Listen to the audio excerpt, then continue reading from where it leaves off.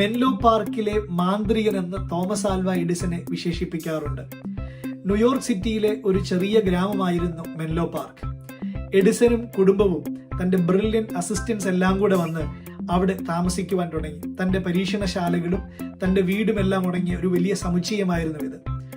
നമുക്ക് ഇന്ന് മനസ്സിലാക്കാൻ ചിന്തിച്ചാൽ ടെക്നോ പാർക്കിന്റെയും ഇൻഫോ പാർക്കിന്റെയും ഒക്കെ ഒരു മുതുമുത്തശ്ശനായിരുന്നു ഈ മെൻലോ പാർക്ക്. പലരും പറയുന്നത് എഡിസന്റെ കണ്ടുപിടുത്തങ്ങളിൽ ഏറ്റവും പ്രധാനപ്പെട്ട ഒരു കണ്ടുപിടുത്തമാണ് ഈ മെൻലോ പാർക്ക് എന്ന് പറയുന്ന കൺസെപ്റ്റ്. എഡിസന്റെ കണ്ടുപിടുത്തങ്ങളെ കുറിച്ചൊക്കെ വായിച്ചു കഴിഞ്ഞാൽ നമ്മൾ ശരിക്കും ആശ്ചര്യപ്പെടും. പലതും ഭയങ്കര രസകരമാണ്. നമുക്കിന്ന് ഇലക്ട്രിക് പ്ലഗ്സ് എന്നൊക്കെ പറയുന്നത് വളരെ ഫെമിലിയറാണ്. എന്നാൽ അദ്ദേഹം തന്റെ എക്സ്പെരിമെന്റ്സ് ചെയ്യുമ്പോൾ അന്ന് പ്രോപ്പറായിട്ട് വെട്ടം കിട്ടുന്ന സമയമൊന്നുമല്ല. അദ്ദേഹം വെട്ടം കിട്ടാൻ വേണ്ടി ഡൈനാമോ കണ്ടുപിടിച്ചു. ഗ്രാമോഫോൺ പിന്നീട് താൻ കണ്ടുപിടിച്ച മറ്റൊരു ഉപകരണമാണ്.